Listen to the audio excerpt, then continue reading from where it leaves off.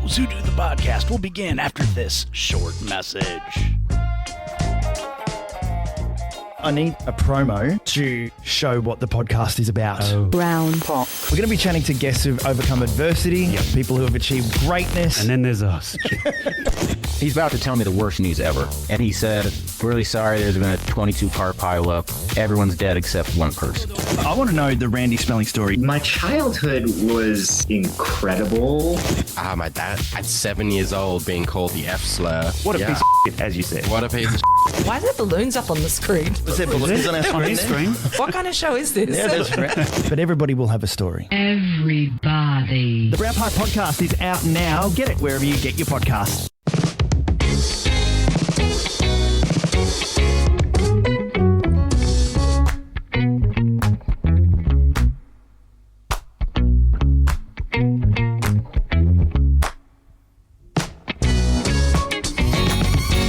All right, welcome to the most recent edition of Those Who Do the Podcast. Today, I always say I'm very excited to talk to this person because I always am, right? So I'm very excited to talk to our guest today because he lives in a world of juxtaposition. He lives in LA, and his hobbies and interests are very un-LA, and I'm very excited to hear how he balances that. I have with me today, he's a production assistant. He's a firearms instructor. He is a newly betrothed married man living the adventure. We have Kevin Liang. Did I say it? Did I say it right? You did. Hello. Yes. Thank you for joining us today, Kevin. It's always very important to me that I pronounce people's names correctly because my last name is Barclay, and everybody wants to call me Barkley. Barkley. And as much as I would like to be a tall, bald, very athletic black man, I meet none of those criteria. So it has to, and I always get very embarrassed when I mispronounce someo's name. So all good. You got it. That is a goal for me. Awesome. So thank you for joining us today. It's always important to me to make the connections between who people are and what they do. So in order to do that, we need to learn about little Kevin. Little Kevin back when little Kevin was about 5 years old. All right. So I want to start with your childhood and work our way up so that we know who you are as a person. Okay. You got it. So what was little Kevin doing when he was 5? Oh gosh. Well, first off, thank you so much for having me on the show. I'm honored to be here. I listened to a few of your episodes, and when I started listening, I was like, oh man, imposter syndrome. And then I came across the episode where you guys talk a little bit about imposter syndrome. I'm like, oh my God, it's everything they're talking about. Oh no.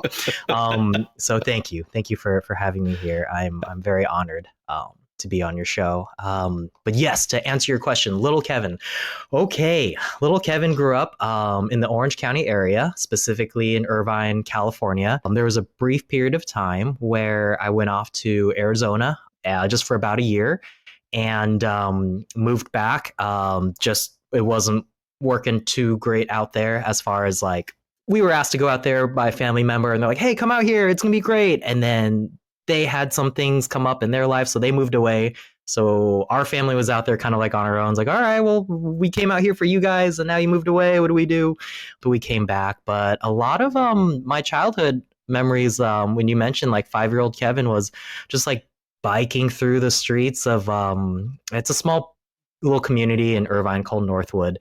And it's an interesting community because there's a green belt, I guess is what you might call it, that connects a lot of the streets. So if you look at a map, it's cul-de-sac, cul-de-sac, cul-de-sac, cul-de-sac. And through the middle is a large green belt. And that was the best because it was the time. And I was born in 88, so I couldn't quite claim to be an 80s kid, but it had that vibe, you're on your bike, you're with your friends, you're out till sundown or whenever, getting into trouble, doing bike tricks off of random things that you can find and falling down and all that stuff. So I feel very blessed to have had that kind of childhood, because I don't know, I I don't know if that's what kids are doing nowadays. And obviously our world has changed, but yeah, that was a lot of my childhood of just like being out on my bike, summer days, swimming, barbecues,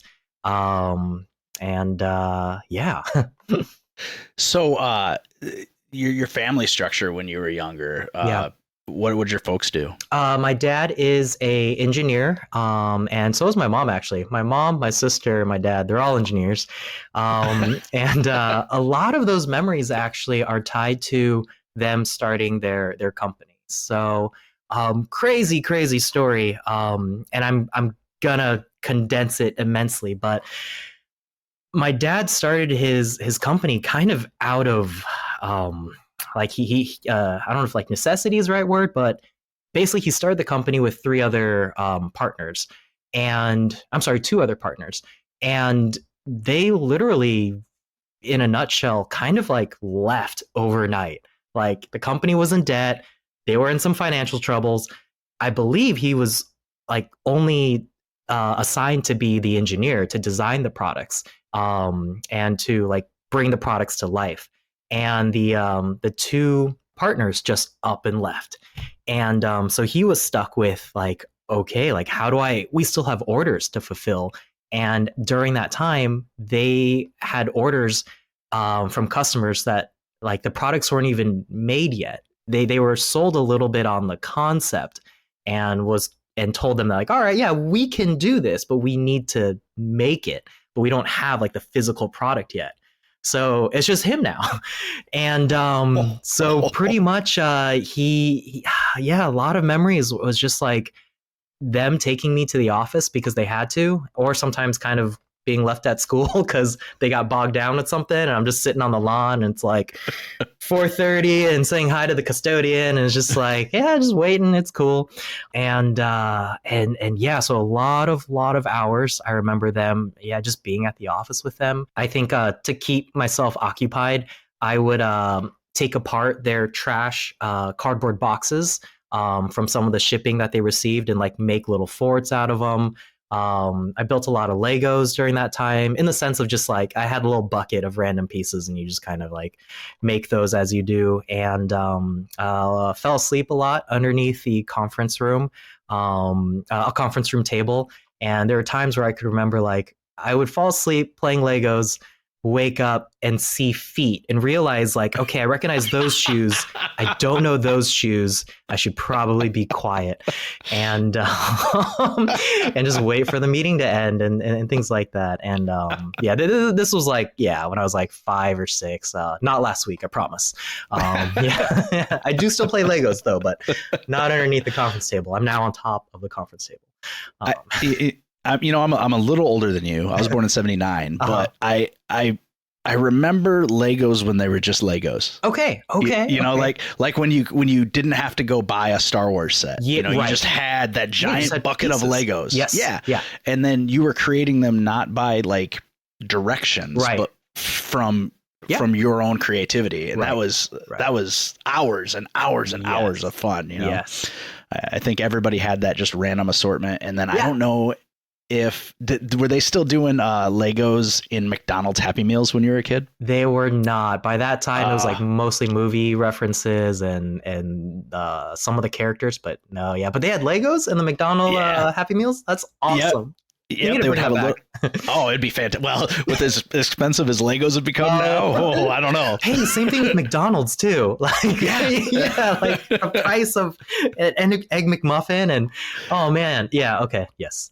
when I was in high school, we would have open lunch, and I could go to the McDonald's down the road from the high school and get a Big Mac meal for $3.07. That was a Big Mac meal. Yeah, the whole meal. A whole meal. Yeah. Oh my goodness. Yeah, I think like nowadays it's like 15 or 12. I don't know. It's like a restaurant burger now almost. Yeah. Yeah. Without the restaurant burger quality. Yeah. Right. Well, I mean, wait a minute. Should McDonald's want to sponsor me? Your burgers are delicious, McDonald's. That's right. Yes. I will. Yum. That's right. You got to have the disclaimer.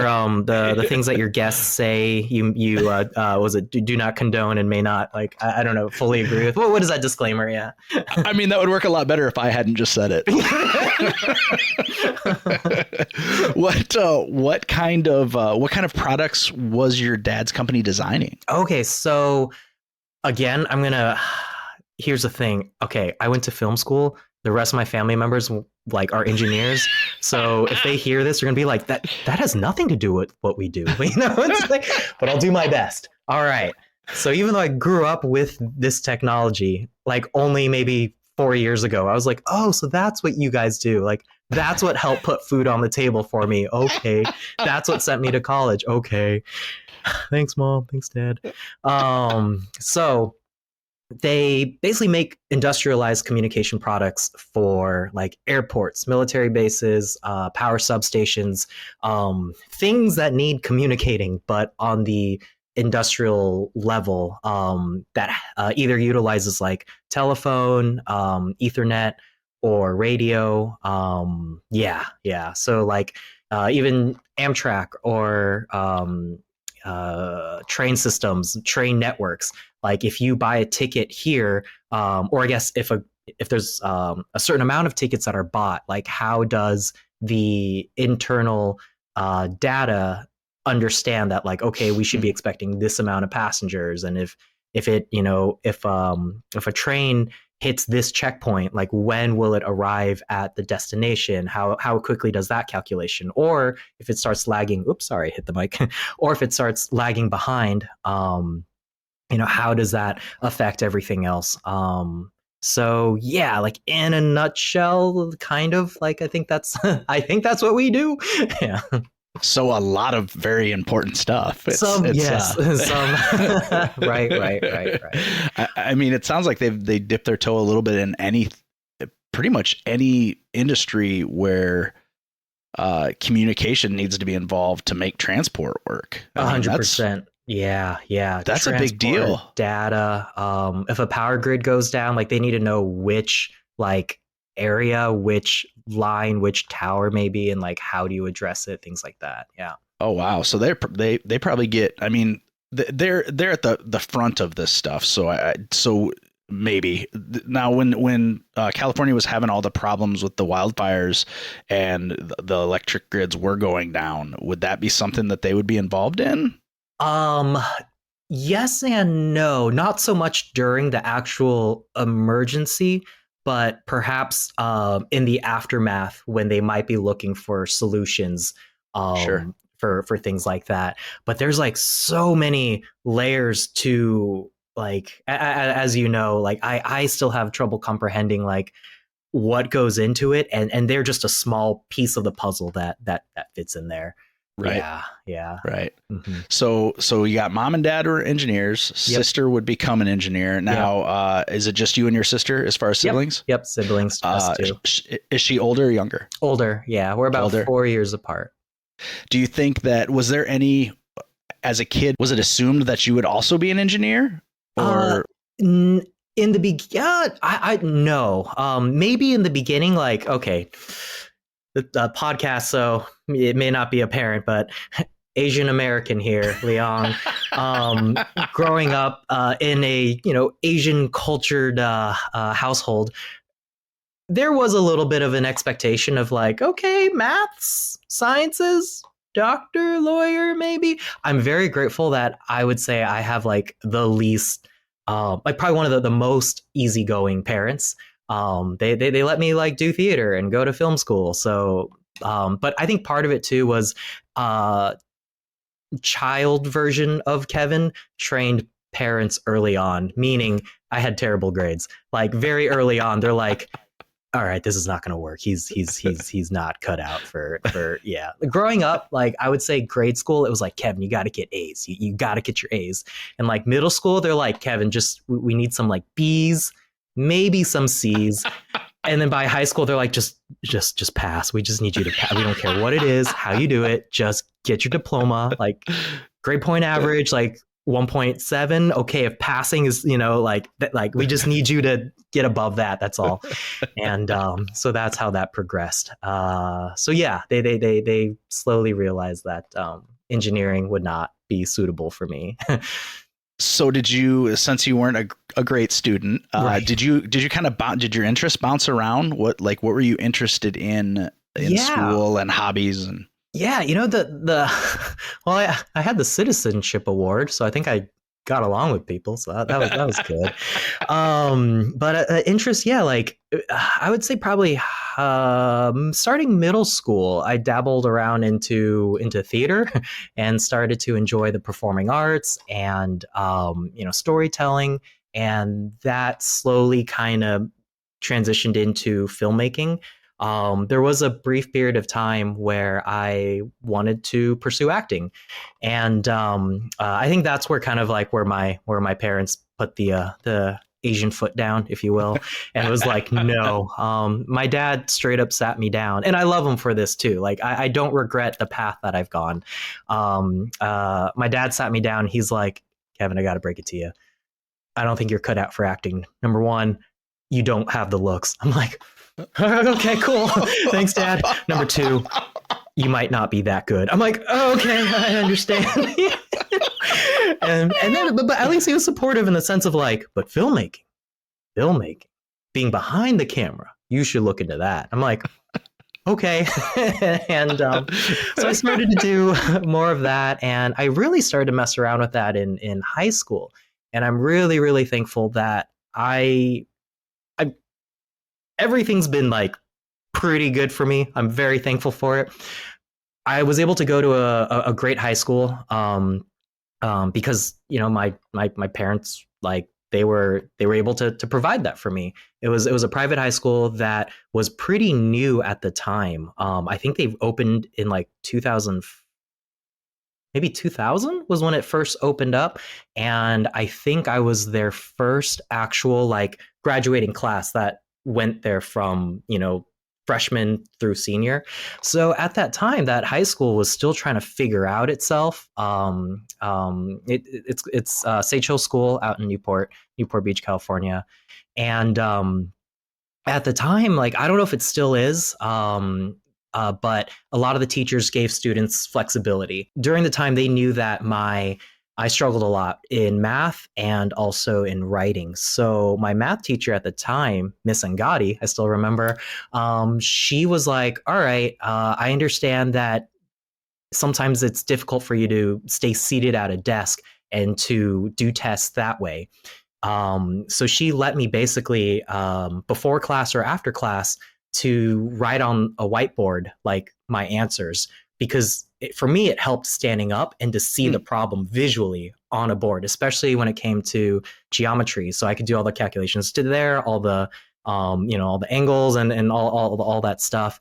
And again, super lucky because that school at the time had the technology to do it, meaning the whiteboard I was using at the time, it could record onto a computer how you were writing. So I could just write my solution, show my work, hit save on the computer, and then everything I wrote on the whiteboard got saved, wipe it off, start again, do the next problem. And then in English, I believe it was Miss Hawkins who allowed me to do this. I had a lot of trouble getting essays done. So I came up, at the time I was dabbling a lot with editing. So I think it was it Movie Magic? It was Movie Magic and one more. I think at the time it was Adobe Premiere Pro, because it was Adobe Premiere Pro, and then I think the cool thing later became like Final Cut, and now a lot of people are using Adobe Premiere Pro again. But it was Adobe Premiere Pro, and I had a lot of trouble writing essays, but I could piece together kind of like a movie. So I had to write about they called it the Black Sox scandal, which I think was about the White Sox baseball team at the time in like the 30s or 20s or something, where something about like the whole team basically threw the game. Yeah. And so I collected like newspaper clippings, photos. I can't remember if I found interviews, but anything that I can get my hands on with visual or audio references, I would edit it into a video. And and so like visually, it's like, okay, great, I have a video, but I need to talk about it now. So how am I going to explain this story? Oh, I got to write a script. So I wrote a script, a voiceover script that would describe, what you're seeing on the screen. And then when I took a step back, I realized, oh, I wrote essentially my essay here, but just in script form. So I was incredibly lucky that the high school I went to at the time allowed me to experiment with that type of stuff and to find my own way of learning. Early on in high school, like I was diagnosed with ADD and like minor dyslexia. But for me, like I was always just like, no, Kevin, you're just lazy. You're just dumb, but I know it's a real thing. And I'm not saying other people with ADD are that way. For me, I was like, I think I just need to work harder. But no, it's a thing. And I struggled with it. And my dad is also diagnosed with it as well. So he could kind of empathize with me on that level. So yeah, kind of high school, like middle school, high school, really started to explore more and more of theater, acting, the arts. In high school, also did a lot of theater as well. I always joke, even though I guess it's the truth, like graduating high school, my only 2 A's were theater and PE. And those were my 2 A's. Everything else just kind of, fell by the wayside. Which is funny because generally those two things do not succeed together. It was weird. Yeah. I love going outside. I love running around and doing all the sports and all that stuff. And that was the irony too. Like, because my GPA was so low, I couldn't play any sports. Like I wanted to play tennis. I wanted to swim. I swam all throughout my life growing up. I wanted to, try out football, like it was just kind of like, oh yeah, like you watch the high school movies and the football team. I was like, I want to do that. Like, yeah, that's cool. But I couldn't. But they let you, the loophole was that they let you do theater. So I was like, okay, I guess I'll do theater. And then, so that's how I kind of got more and more into it and then to filmmaking. And, but yeah. What was your socialization like? Did you have a core group of friends, or did you find your people in the theater, or how did that work? I would say I was lucky where I was able to, I felt like I floated around a lot from like social group to social group, but also understand the high school I went to at the time, it was just weird because it was so new, where like the captain of the football team also was the lead in the High School Musical. Oh, wow. It's like things like that where it's like, it just it's like, yeah, you have a perception of stereotypical high school and the cliques. Our school just, we didn't have that, thankfully. We were also very small. My graduating class was like 86 kids, I think. Oh, wow. And the entire high school itself, I think, was like less than like 400, I think. It was almost like about 100 students per class. Yeah. We have that here, but it's usually in a farming community. Okay. That's about the only way, our small high schools are, they're very different than your small high schools. Usually it's a very insulated community that is not encouraged to try new things and to develop their, so that's one of the neat things in talking to a lot of people from the West Coast is how much more opportunity there really is out there to try and experience new things. I'm in Iowa, and people fly directly over the state to go other places for a reason. I've been to Iowa. Yeah. Oh, really? The company has some customers out there, utility stuff out there. Yeah. Where in Iowa did you go? I think closer to Des Moines. Oh, okay, sure. Yeah, okay. Yeah, that's about 2 hours from where I'm at. Yeah. Okay. And then you said when you lived in Arizona, where'd you live in Arizona? Phoenix. Yeah. Phoenix. Just for 1 year. I couldn't even walk yet. So yeah. Right. Yeah. I don't think that counts as well, my Phoenix days, but yeah. Yeah. Now your folks, were they first generation? Were they born here? I'm sorry. Is first generation, they immigrated here in late 70s, early 80s. Yeah. Okay. How did they end up here? What was the So my dad, he came here for, was it work or school? I think it was work. And then my mom, her family immigrated here. and she started out on the East Coast, in the Boston area. Oh, wow. And they met out here in college. I think my dad started out here for work, and then he ended up going to grad school, and they met in grad school, I think at Cal State, either Cal State Long Beach or Cal State Fullerton. And that's where they met. And the funny thing is, like, they grew up 10 minutes away from each other in Taipei, Taiwan, but they met here. They never met each other. Yeah, even though they're like 10 minutes away, where they grew up back home. That was kind of funny. The world is a very small place for as big as it is, you know? Like it's the coincidences, and we talk a lot on the show about serendipity. Yeah. And how it seems like just very serendipitous moments will lead into life-changing experiences. And I would say that's kind of one of them. You know, you travel thousands and thousands and thousands of miles to meet and fall in love with someone that was 10 minutes from you where you were before. That's really cool. It's really cool.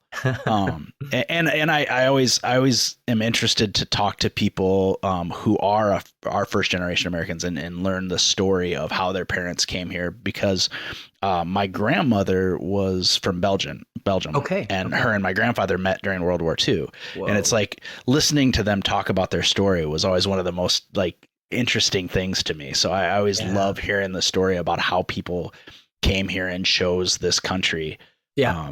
You know, my wife and I joke a lot, like about people that were born other places, and in some cases how fortunate or not fortunate they were, you know, and it's like, why couldn't we have been born in Oregon? You know, why were we born in Iowa of all places? You know, because it's like, oh, if I want to go to a museum. Oh, okay, well that's going to be a couple hour drive. You know?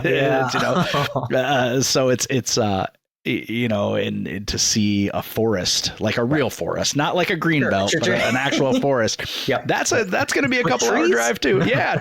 Trees. What? Corn's a tree, right? No, corn is not a tree.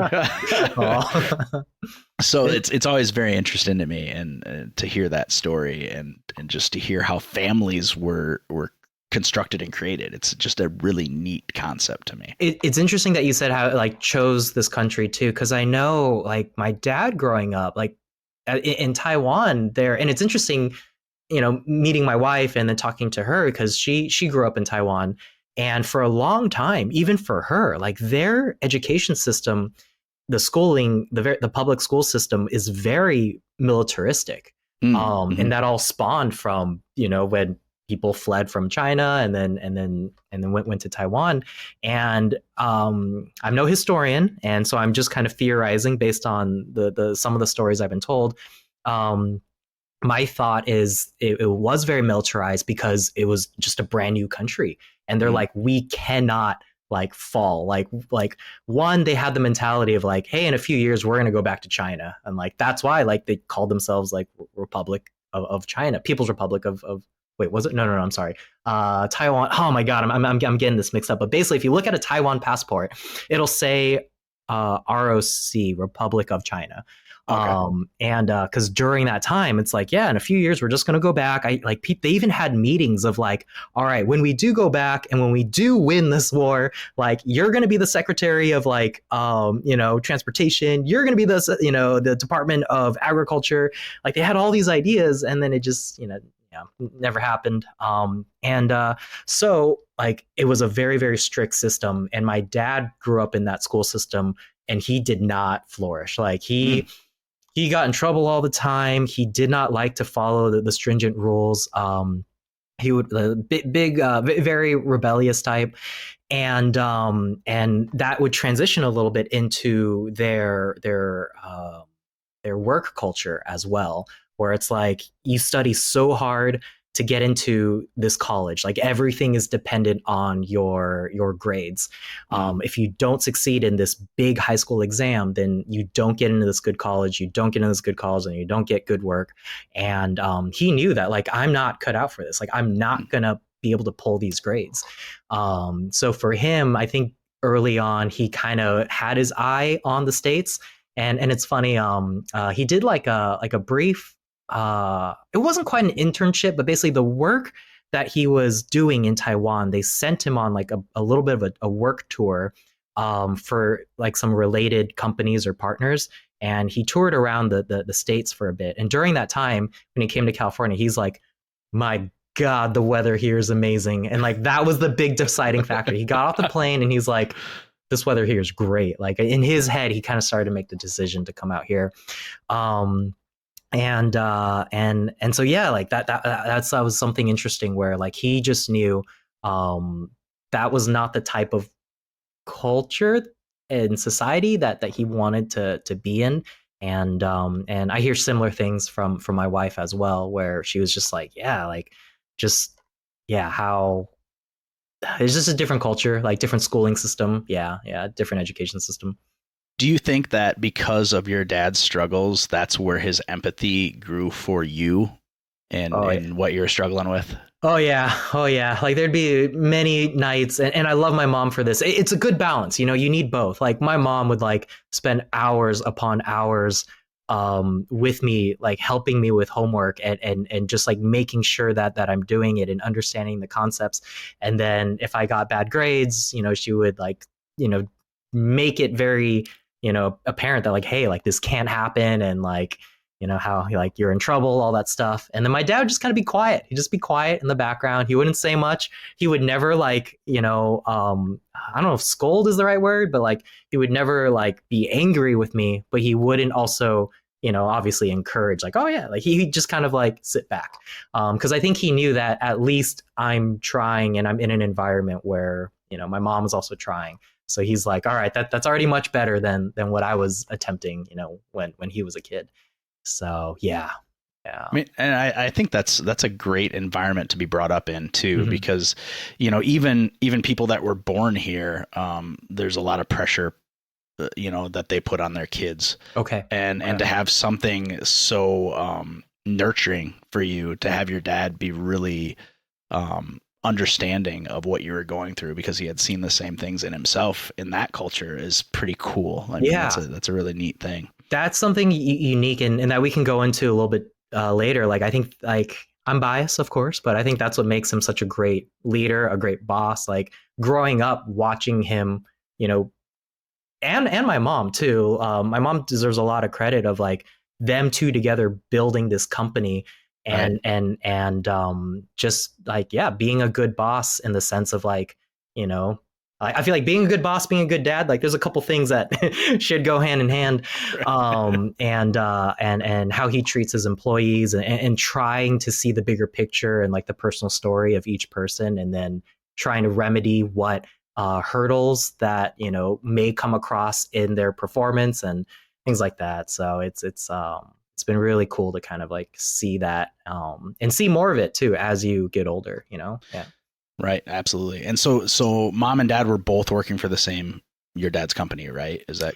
Yeah. Okay, we all work together here. Yeah. But there was a period of time where like when the company like probably even before the company, my dad had a small computer shop.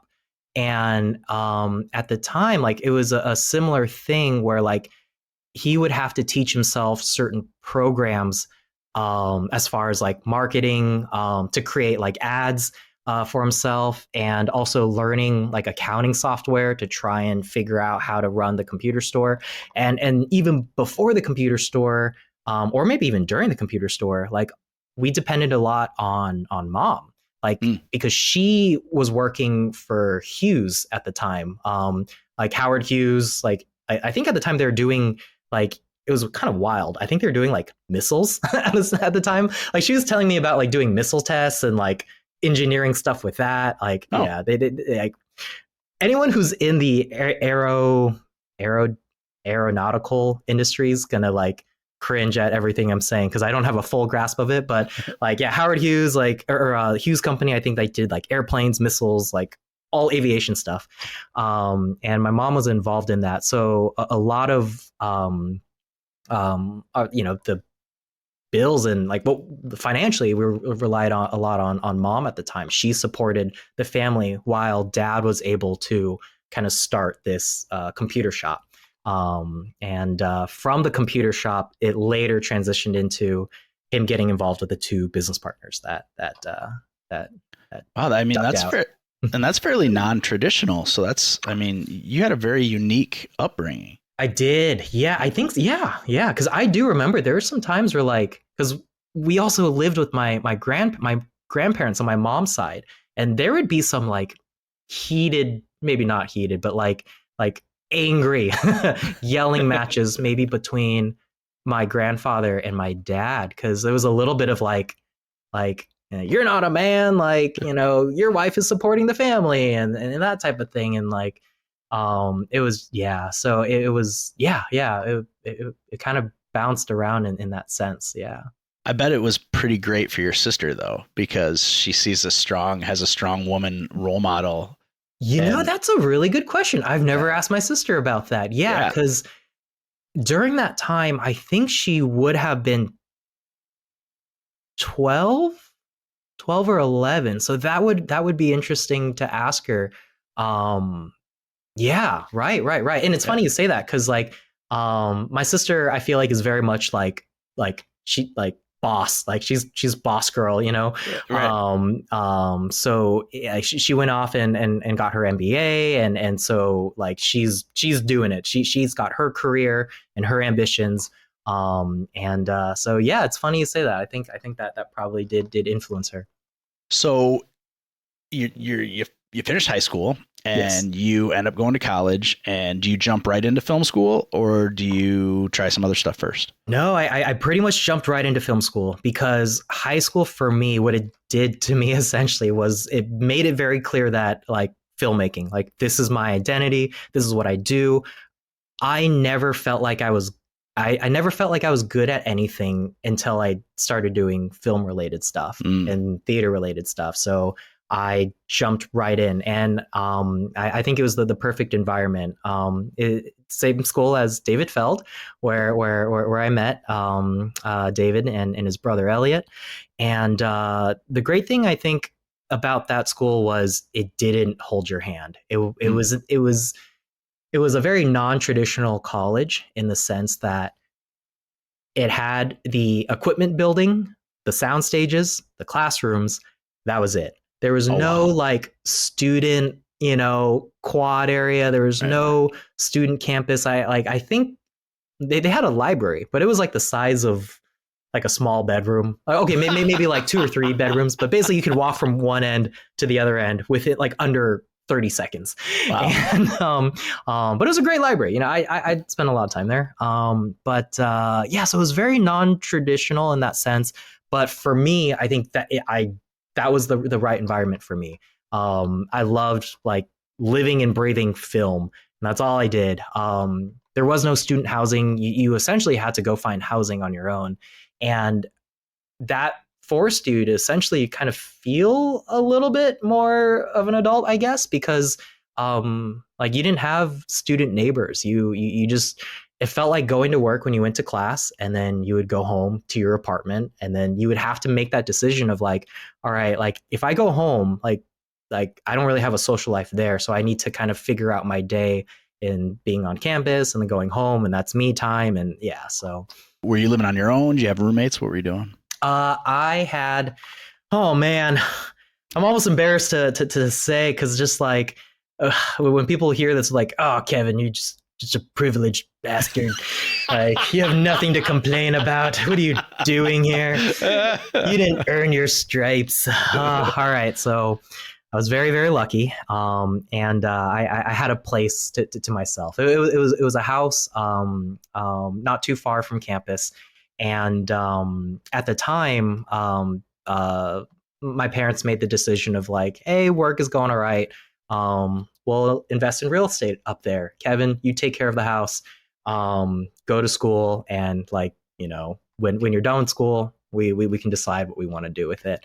And that became unique because I was in a weird social situation in the sense of like, all right, I've seen movies. I can go one direction and like, this is going to be an awesome party college house. And let's just have everyone over and like, this is going to be great. Or I can like just kind of fly under the radar and like, be good and don't do anything crazy.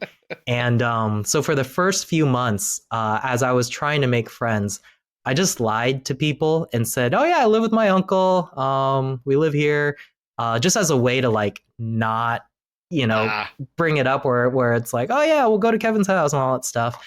And then you start making some friends, and then you want to entertain, you want to have them over, watch a movie, and like. So I'd, at the like Elliot, David's brother, Elliot and another good friend, Tom Morris, Elliot Feld, they'd come over and be like, "Hey, like, where's your uncle? Like, are we gonna meet him?" I'm like, "Oh yeah, about that." I was like, yeah. And so I was fortunate in that sense, but yeah, having a house to yourself as an 19, 20-year-old at the time. I was a good kid, and I didn't really, have any crazy parties, but like you end up just having to do some random things where like one day I got a letter from the homeowners association. 19-year-old, like getting a letter from a homeowner association. I'm like, what do I do with this? And they're like, your grass is getting out of hand. You got to cut your grass. But shit. Okay, like I don't quite have like money for like a gardener, a landscaper. Like, what do I do? So there'd be like Sundays where I'm out there with like kitchen scissors or desk scissors. I'm like, I gotta get this cut. I gotta get this cut. They're gonna bill me another fine. Finally, I ended up getting a little part-time job at the at school at their computer labs, and got some money and bought a little push mower where you have to like push. But the problem was I realized trees. You can't push through a tree. So now the trunk, stem, the trunk. Yeah. The city California boy here, like not knowing how to describe trees. Like the trunk, there's just a bunch of grass coming out. Like I can't push through it. So there I am back again with the scissors, like trying to trim around. Just doing my best to be a responsible adult as this like 19-year-old, 18-year-old, like with his house. Anyways, yeah. That's awesome. So you and your imaginary uncle are living in this house. And cutting grass with scissors. Grass with scissors. So then you are making your way through college. What types of projects are you working on? What are you gearing yourself? What direction are you headed towards? Sure.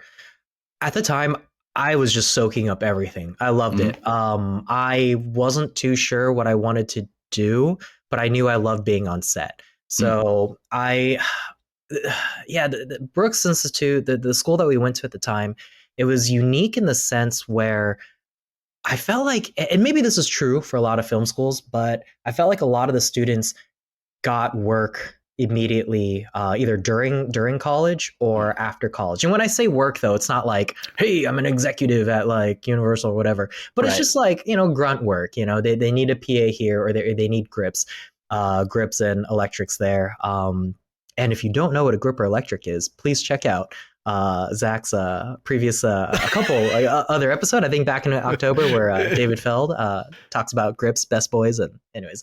Yeah. That was real helpful, David. Thanks. I'm glad that you refused to tell us what it was, and that it's a big industry secret. And like I felt like our school at the time, they did a great job of pumping out people who worked. I was going to say like gaffer and DP, director of photography, but I realized maybe not everyone would know what those means. But basically, people who dealt with lighting, lighting, equipment, all that stuff. And so, since a lot of our students were getting too much, from my impression, everyone's experience could be different. Since a lot of people were getting work in those departments, I was fortunate enough to kind of tag along. And a few of those jobs, like, were paid too, which I thought was amazing, as like a freshman in film school. So I did a lot of like grip work. And like, thankfully I had this mentor that kind of took me under his wing. I haven't talked to him in years. Greg Picard is his name. And at that time, like, he would just take me on a bunch of music videos. Like one of the first jobs I did, I think, was like a Pennywise music video. And what else was there? There's like a lot of random jobs here and there, of course, student projects. But the funny thing is just like, it wasn't until years later where I started to PA. And usually you PA first, Right. but like I became more of a grip first than I was a PA. And I had a little bit of a grip mentality going into PA work. And we can get into that later when I start to PA, when I started to kind of see the differences. But yeah, during college, a lot of grip work. Some people they started nicknaming me Padawan because I was just like Greg Picard's Padawan, and would go on jobs with him and things like that. And towards the end of school, I started to kind of figure out like, all right, like I think I want to look into producing, because you jump onto enough jobs and you kind of experience some bad ones, and you see some people who you might not want to work with and what those characters are like. And you're like, who's responsible for this? Like who put this terrible production together? Like who's the boss? Like who do I need to talk to? And then I was like, okay, like, all right, like the producing role, obviously there can be some other factors involved if there's like executive producers, all that stuff, but generally the producer role, you can kind of like call the shots, and then you try to piece this machine of a movie together and try to make it run as smooth as possible. So I started to kind of head towards the end of school. So I have only recently learned that there are about 4,000 different types of producers. Right. I mean, not that I didn't watch credits, I just didn't know what they meant. So what was your producing emphasis, if you will? Oh, like, yeah.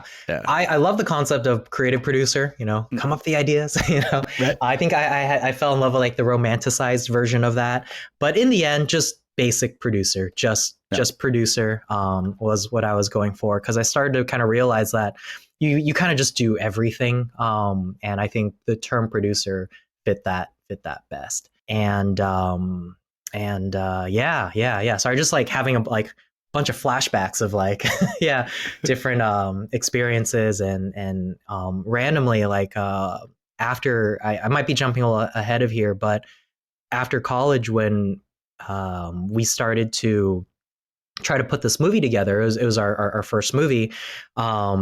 We found a couple different mentors, and one of them was Jeff Levine, and he did he produced like My Big Fat Greek Wedding, things like that. He taught us a lot as far as just like, you just do everything and nothing at the same time, seemingly. You're a therapist, you're an accountant, you're a technician sometimes. Like you just get things done. Like you find the money, like you just do everything. And I was like, oh, okay. He was great. But yeah. So now you mentioned that you're putting a movie together. What did that movie look like? What were you working on?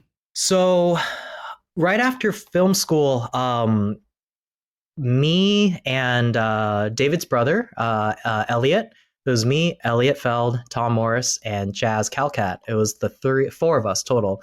We kind of put our heads together and was like, hey, I think we got to start a company. And even before that, we were working our own personal, our own internships, our own jobs.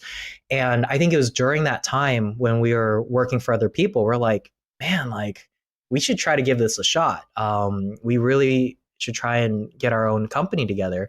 And I don't know, like thinking back on it, it's so cringy a little bit. I was like, man, who are we to think that, like we could do this at 21 years old and like we're going to start a company and make a movie and all that stuff.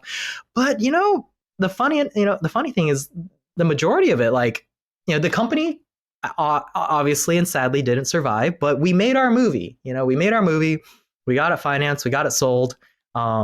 Did we make our money back? I don't think so. I don't know. I'll have to check with Tom, but we did it. So like after film school, we were unhappy with with the jobs that we were currently doing. We were big dreamers, we had ambitions. We were like, out of film school, like our career is going to look like this. And then you realize it's not.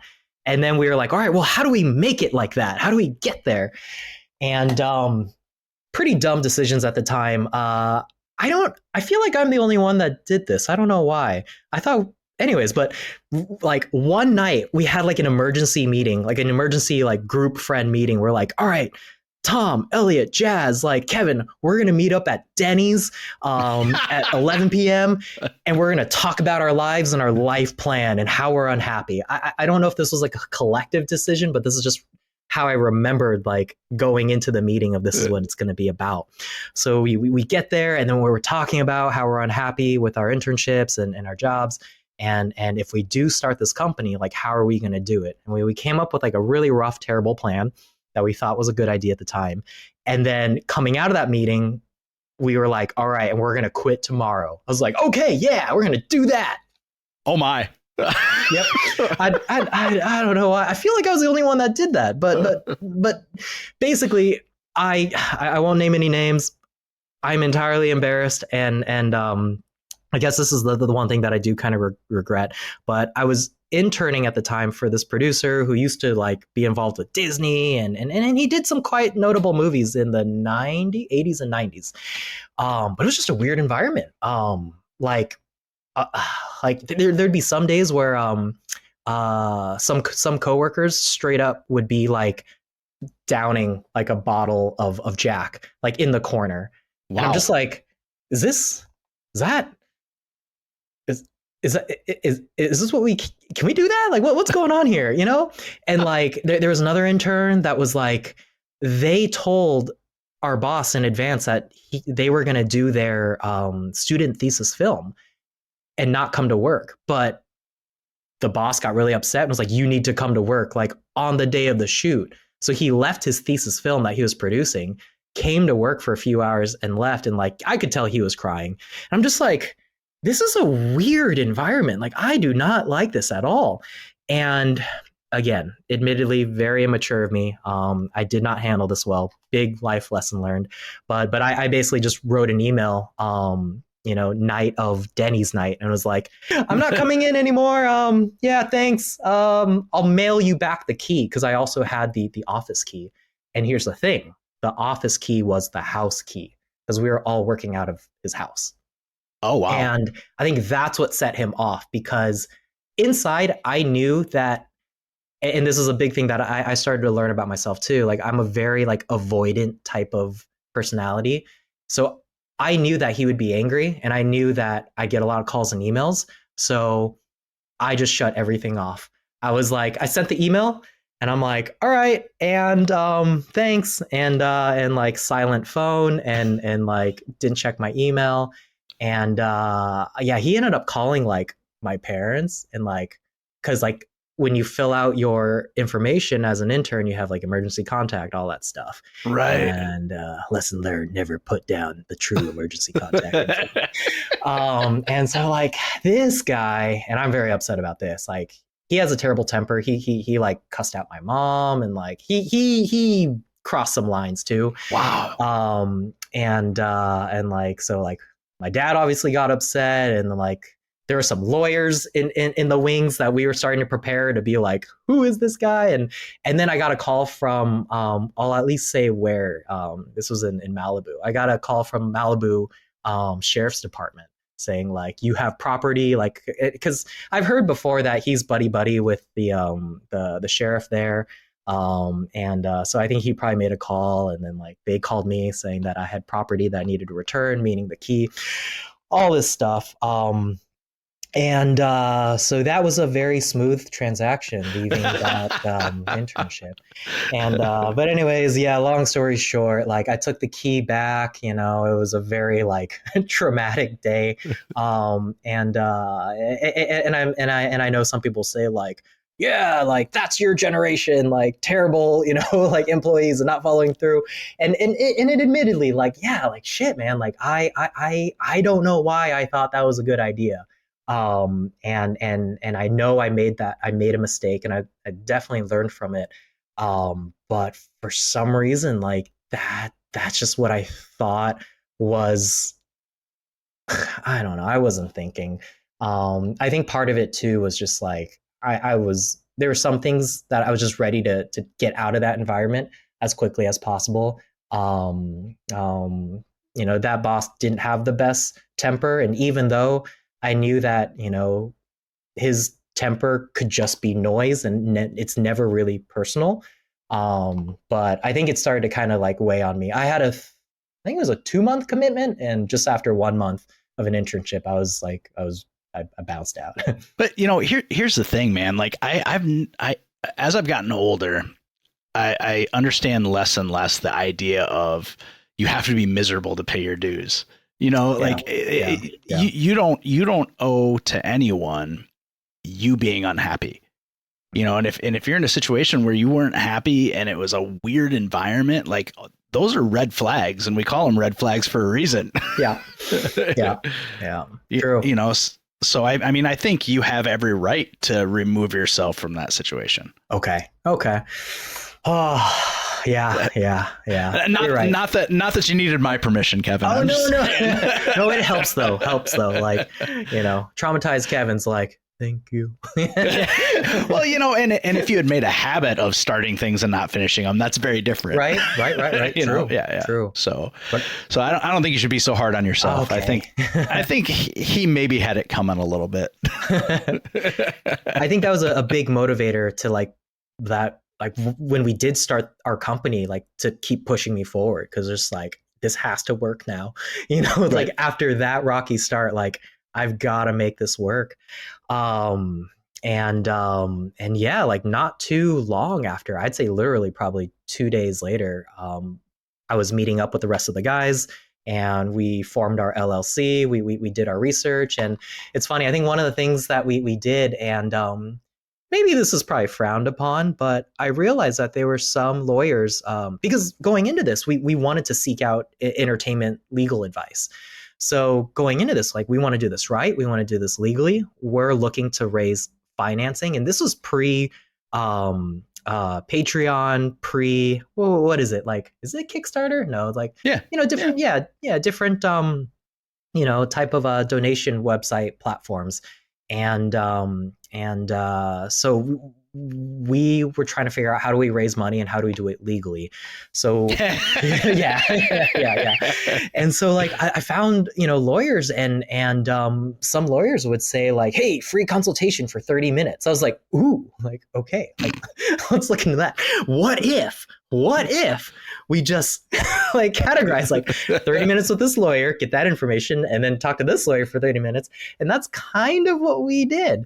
And and that's how I learned about like LLCs. We learned a little bit about how if we were raising financing, we would want to split it into 2 different types of LLC. The film itself had its own company, and then your company would have its own LLC. So when you complete the film, you sell off that film LLC. If anything happens with that film LLC, in that film, you're not at fault as a company. Right. Where like, a company, LLC owns 51% of the shares of film LLC, things like that. And so I remember calling, I think Firemark was his last name. Oh gosh, maybe I shouldn't say these names. People will be like, hey, Mr. Firemark, lawyer, did you know that like Kevin's a dick and stole your time? Anyways,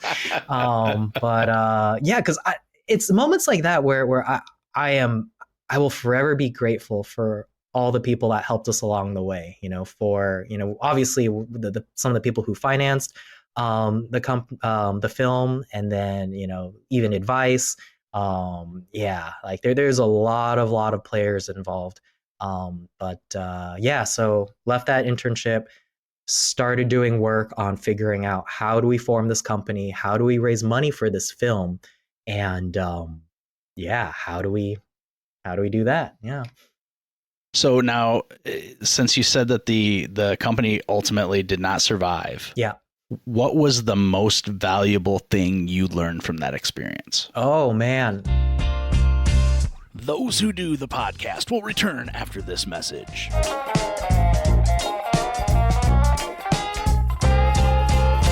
Hey, creepy people. This is P&W Haunts and Homicides. I'm Caitlin. And I'm Cassie. Together, we explore stories of the paranormal and true crime throughout the Pacific Northwest. For each episode, we do a tarot reading to help us gain some insight on the topic as we share the facts of the case and our interpretations. You can find our episodes featuring true stories from infamous cases such as the misdeeds of Boeing, as well as lesser-known true crime cases like the murders in Tunnel 13. As well as our spooky stories from Pike Place and Ravens Manor on Apple Podcasts, Spotify, and anywhere else you'd like to listen. Have a creepy ass day.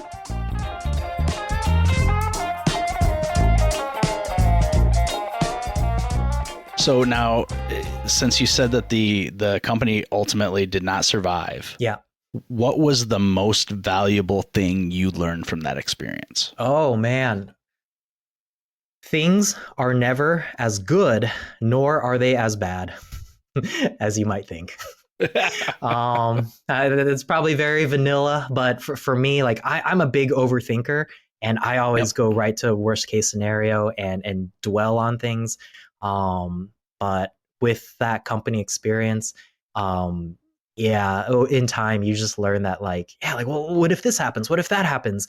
What if this terrible thing happens? And then things are just never as good or nor are they as bad. And not to get too cheesy, but you have to keep moving forward with it. You have to keep trucking. It's gonna feel terrible and you're gonna have your bad days. But you if you want that company to work, there is no magic formula, there is no magic book, there's no advice that's gonna rocket you to the next level. You just keep doing it. It's part, the suffering and some of the financial troubles that you hit, that's just part of it. And I think and again, I'm in a very lucky position where I haven't experienced too terrible of things. And my family has been lucky that the company has, our family company has lasted as long as it has, but I've learned lessons seeing that as well. Where, it's been interesting, trying to start your own company, while growing up and seeing your parents create theirs as well, and very intimately too. Like I said, being at work, being in the conference room, seeing when the office was just a couple rooms, and now it's a building, things like that. So you see the ups and downs, and so the biggest lesson, just it's never as good nor is it as bad. And you have to just keep going. The suffering is all part of it in a way. Yeah. So after the production company is no more, you move on to do what then? Okay, I started working at the family business because here's the thing. I left the company at the time. My company that I started with Tom, Elliot, and Jazz. It was called Pelican House Productions. And a brief story about how that is because in college, Jazz, Tom, Elliot lived in a house off of Pelican Avenue. And so all of our projects would be there. So thus Pelican House. And so we just kept that name over.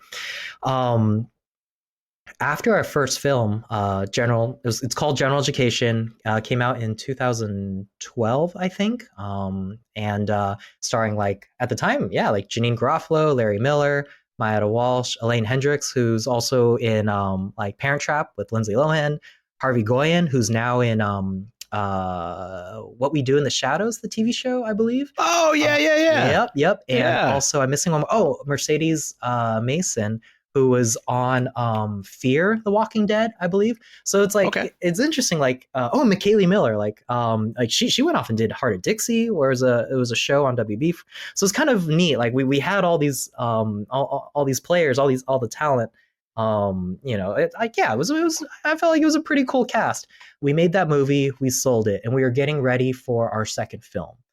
We were starting to do financing, and my job as a producer is to seek out, in my opinion, I made it a goal for myself to find either money, talent, or content. and since this company was my baby, and going through the experience of my internship, I was like, this company has to work. So I could feel myself over the years, from when I started the company to making the movie to selling the movie to starting our second film. I was in major, like, I don't know if cutthroat's the right word, but I was in major, like, producer mode. And like, if you have nothing to offer me, I have no point talking to you. I would literally, this is so terrible. I would literally be at, parties or social gatherings or friends of friends parties, meet people, and then go off in a corner and IMDb people. I had an IMDb Pro account, and for those of you who don't know what that is, that's Internet Movie Database. And there's a feature on it, the Pro account, where you can click on, like, let's say I want to look up Brad Pitt. Look at Brad Pitt. You can see his agency. You can see what movies he's done. You can see, and when you make your profile, you can see kind of the degree of separation. And that's what I was after. I was trying to figure out, how do all these people relate? How do I get to the people that I want to talk to? And also look people up to see if, like, this doesn't sound terrible, like if they're worth talking to and like things like that. And I was in that mode because I wanted to keep this company alive. We needed the next project. We needed to find financing, or a good script, or rope in good talent. And this was probably like 2013, between 2013 to 2000, like maybe 15, I started to realize that I was turning into this monster. And pretty much literally overnight, I was like, who am I? What am I doing? This is so gross. And like, at the time, okay, again, my math is terrible. So I'm trying to figure out, like, how old could I have been? Like 22, 23, or like, anyways, young and dumb. And like, like at that time, like I was totally the guy, like a little bit trying to pull, like you're 22, 23 and you're trying to date. I was definitely the guy, like, pulling the card a little bit, like, I'm a producer, like, it's just, oh my God, it's super cringy, but that's the truth. And I caught myself doing that, and I realized that I didn't have friends. Like, my only friends were Tom, Jazz, Elliot, but I didn't have any other friends other than them. And I only treated people as, like, are you an asset to me or not? And when I kind of felt that, I panicked, because I was like, this is terrible. And overnight, I pretty much, oh man, this is like almost like internship, like, mistake happening all over again. But this time I at least sat down with my company partners, and I talked to them and was like, hey, this isn't right for me. I think I need to step away from Pelican House Productions for a while. I'm turning into a monster, and I don't want to do this anymore. And thankfully they were completely understanding. It was a very easy transition out. And they're like, all right, we will miss you. We wish you the best. And I left the company. They went off and I think made 2 more movies. One's called Oliver Stone, where they tried to tackle kind of like the stoner movie market. And then another one, which ended up being, like, I felt like the most notable. And it's funny, oh my God, the most notable, and it's now, I'm blanking on it, but they worked with a good friend of ours who was our editor on General Education. His name's Tyler McIntyre. Tyler directed this, and this was oh my God, this is gonna bug me. I have to look this up, but yeah, it was like Scream Teams, Tyler McIntyre, and let's see here, Tragedy Girls. That's right, Tragedy Girls, and I believed they co-produced that. I don't know if that was just like them as a team, as individuals, or if they used Pelican House, the company name, under that as well. But yeah, so they went off and continued to work on a couple projects. And then after that, then the company kind of dissolved. And I think it finally dissolved maybe around 2017, and I left around in like 14. Yeah. Did you discover that about yourself independently, or were people coming to you and saying, "Hey, Kevin, you're being a dick"? No one ever told me I was being a dick. Maybe I overreacted. My whole life, a whole total lie. Oh my God, what have I done?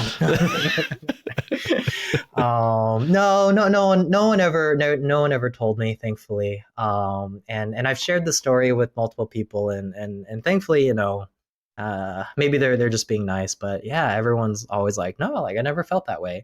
But I felt that way. Yeah, I don't know. Which ultimately is the most important. I mean, if you feel like you're not the person that you want to be, that's a very tough space to live in. Yeah. So right.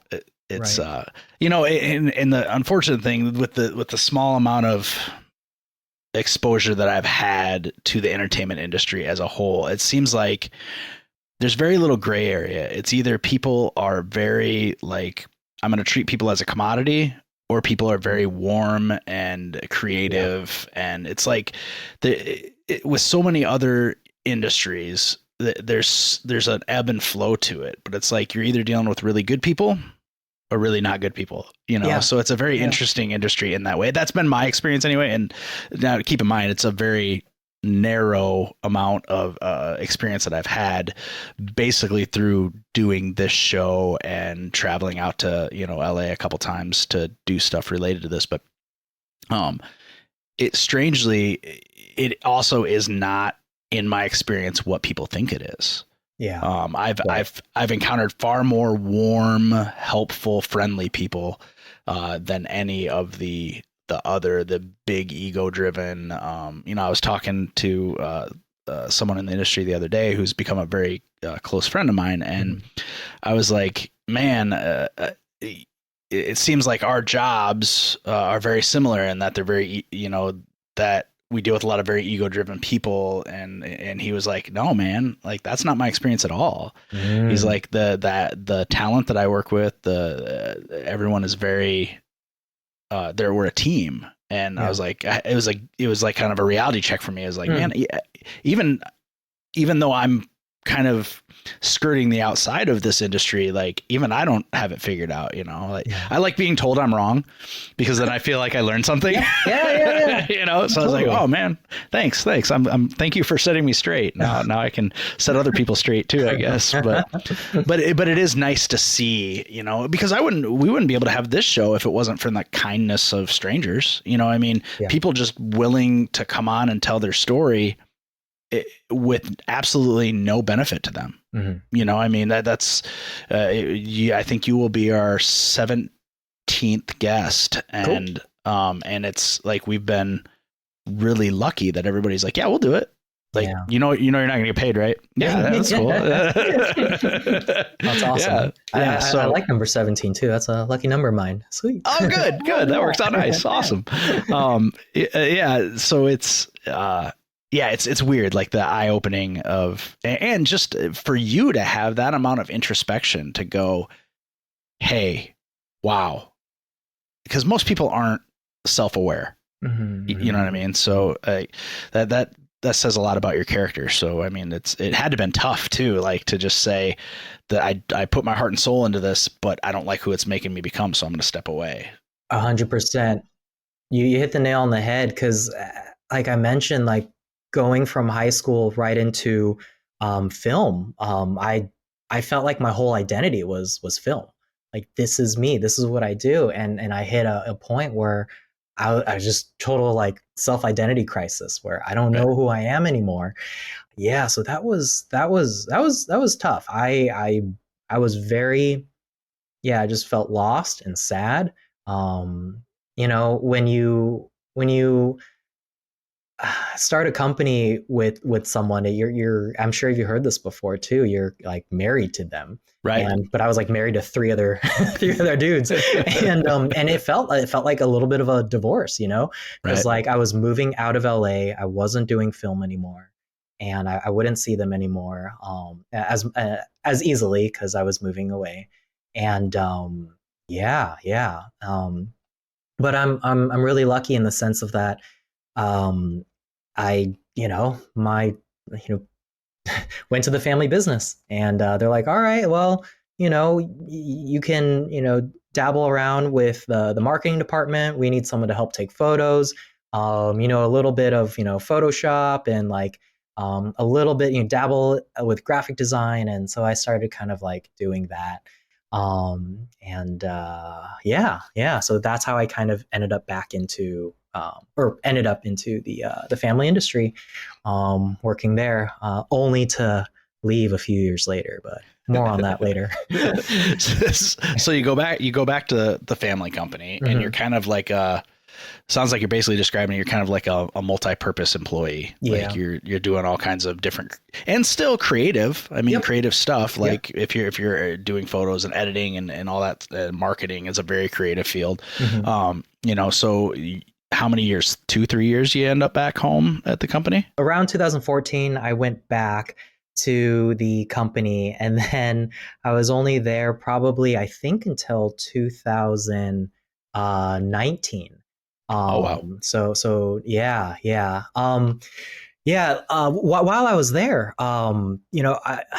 very lucky in the sense of I was just kind of allowed to figure out my own projects. Like there's a set of things that they need done, but they obviously wanted me to enjoy what I was doing too. Sure. So I started to kind of put together like customer testimonials, and that's how I ended up in Iowa for a little bit, where we flew out to interview customers and then kind of get their story, find out what the problem was before, how our product was discovered, how it was utilized, and how it changed their network or their system now. And you create like pretty much like a mini doc, conduct interviews, shoot, run sound, run the camera, bring that all back, edit that, put music together, create a story out of it, and then like market that. And so that was what I kind of did during that time. Those projects didn't always come up, but when it did, like it was, I did really enjoy that. That was a lot of fun. Right. So, I mean, you're basically, they used your skill set to help make you take some fulfillment from what you were doing. Right. Totally. Wow. Nice. Totally. Yep. But I didn't last long. And nope. As I mentioned, those projects didn't always come up. When they did, it was awesome. But like there were times, admittedly, where I was just on YouTube like most of the time. It was just like dreaming of getting back into film, or like, looking at like, oh yeah, what's this like cool new like camera that I want. And it was during this time, transitioning into firearms. It was during this time where, because I had some fulfillment, but I here's the thing too. This is the first time now that I've experienced having weekends. This is the first time where I have a set schedule of Monday through Friday, like 8 to 6, like this is your work. And then on weekends, you can do whatever you want. When I was part of Pelican House Productions, you were just working all the time, no matter what. Social events, like on set, like editing, whatever. You were just like, how do I make this work? How do I make this work? How do I produce things to keep this company going? And now it's like, oh yeah, no, Kevin, like you can go do whatever you want on the weekend now. And so I kind of just sat down. I was like, well, all right, I have some time to kill on Saturday and Sundays. Like, and like, I'm finally working a little bit more consistently. Like I have a little bit of hobby money. Like this is great. And what do I do? And I was like, well, I played video games and I watch action movies. Guns seem cool. And my family, I didn't grow up with guns at all. Like we're pretty indifferent to it. There was never quite a discussion of like, all right, Kevin, you're becoming an adult. How do you feel about, the Second Amendment? Like there was like, no, it was just kind of like, oh yeah, like those are there. And like, okay, people do that. And like, we have an uncle who shoots, and like, that's about it.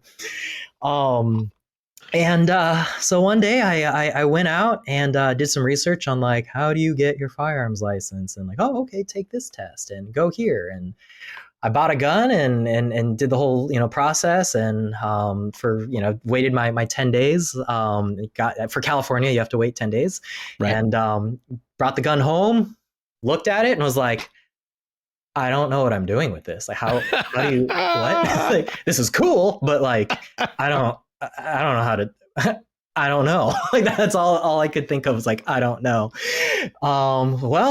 Better refer to Google, and started Googling some schools and some training programs, and ended up finding a school called International Tactical Training Seminars. And up in the, it's called Lake Terrace View, but it's like, I'd say like half an hour above Burbank, north of Burbank a little bit. And went to that school and started going there like almost every weekend. I would work at the family business Monday through Friday, and then go up there Saturday and Sunday, because they would have, most of their classes were 2 days, and then sometimes they would have like evening time classes to train you to work at night, working with flashlights, things like that. Right. It starts to get expensive going up to those classes. So very quickly, I asked if I could trade them, if I could go up and take photos for them to use on their social media. Maybe they would need videos, like quick, little 30-second, bits to market. And if I could trade those for classes. And thankfully they said yes. And so I started doing that. Some weekends I'd be attending a class. Some weekends I would be filming a class or taking photos. And I ended up just being up there almost every weekend, and did that for a few years, pretty much like from 2015 to like, continuing on, to today, basically. Yeah. What was it about fire? Was it a natural aptitude that you're like, oh, hey, I'm pretty good at this? Or was there something else about it that appealed to you? I think I loved from a technical standpoint, like the attention to detail when it comes to shooting accurately. It's a weird analogy, but I draw it similar to like golf, where it's like there's so much that goes into it, and you have to like think about it, but also not think about it at the same time. And so there's a lot of layers to do it well. And on top of that, the most seemingly counterintuitive thing is you have to be relaxed. And it's interesting because it's like, this is a weapon. Like you're using this when you're fighting, and like obviously like hunting, that's a different thing. I can't comment on hunting because I haven't hunted. I haven't had a hunting education. All of my experience and thought has all been from a self-defense standpoint. So from the self-defense fighting standpoint, to do it well, like you have to have a clear head and you have to be calm. And something that has this impression of like chaos and loud noises and explosions and craziness, you actually have to be very calm. So I found that very fascinating. And on top of that, not to mention the legal and ethical implications as well.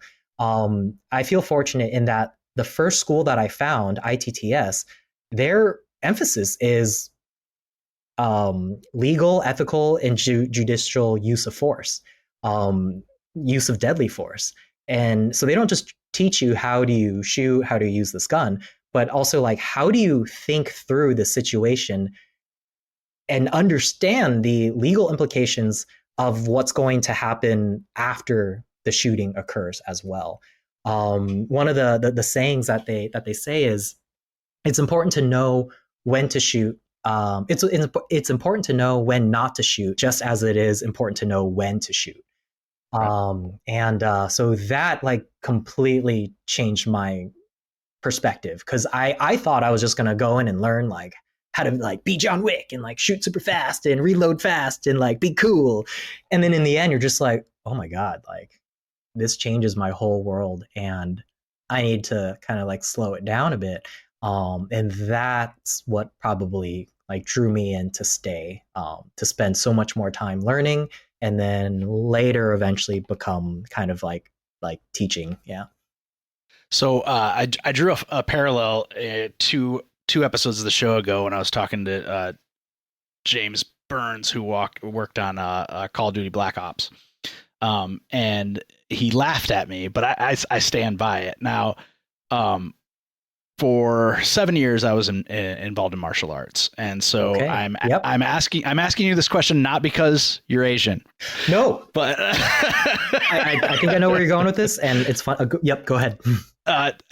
Any martial arts background for you at all? A little bit, yes. Okay, so one of the most basic tenets of martial arts is ensuring that you never have to use it.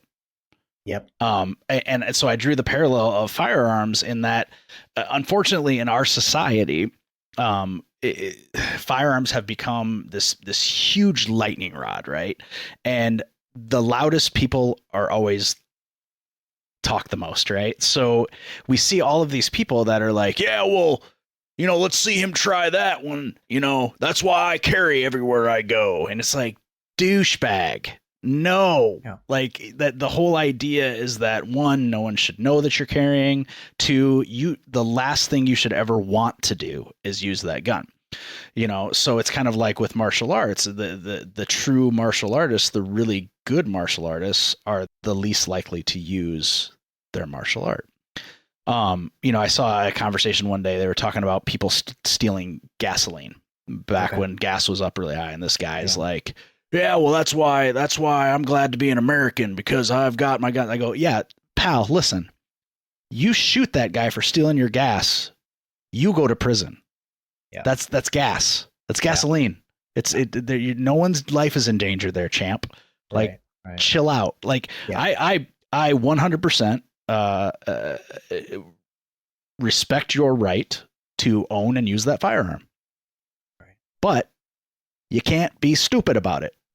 You can't, I'm going to use this to save my gas or my TV or no, son. Like, that is not the way the world works. You're going to go, and that, speaking back to what you're talking about, the judicial and responsible use, people don't realize that there is a certain amount of liability, and it should probably be even more liability to using that firearm. It should be for protection of you, not for your bicycle property. Like that kind of thing. But gasoline can be replaced. That person's life, however, cannot. And there's definitely a time and a place for shooting someone if you have to. But holy cow, So that's kind of when I was hinting earlier about the juxtaposition of where you live and the politics of California in general, more specifically LA.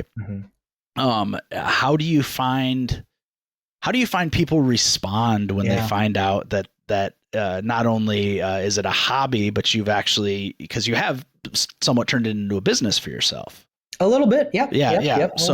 So how do people respond to that? Before I answer that, I just want to say 100% yes about the parallel to martial arts. For years, I've been saying that and feeling that as well. Where the approach that I do like to take is I treat it as a martial art. You're teaching someone to essentially fight. Yes, the weapon is a gun, but you're in a fight, and you need to understand, like you said, when you choose to fight and when you don't fight, and the risks that go along with that.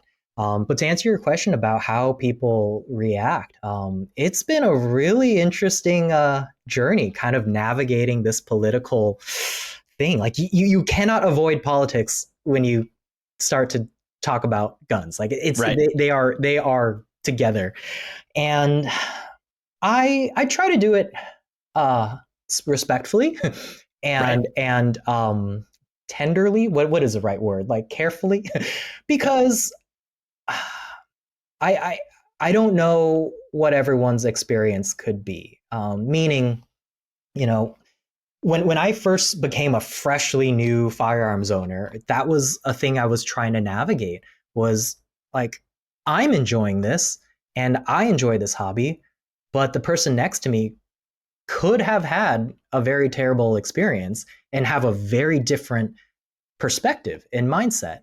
And, one thought could be like, like, screw them. Like, I'm me, they're them. Like, I know what I would never do and would do and whatnot, but that's just not my personality. Like, I just kind of, I wanted to learn more about the whole picture and their perspective. So most of the time, I don't talk about it too much. I would say it's evolved.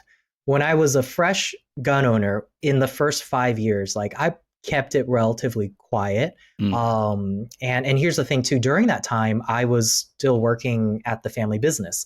So I didn't really encounter like LA too much. And, I was very much in my own bubble.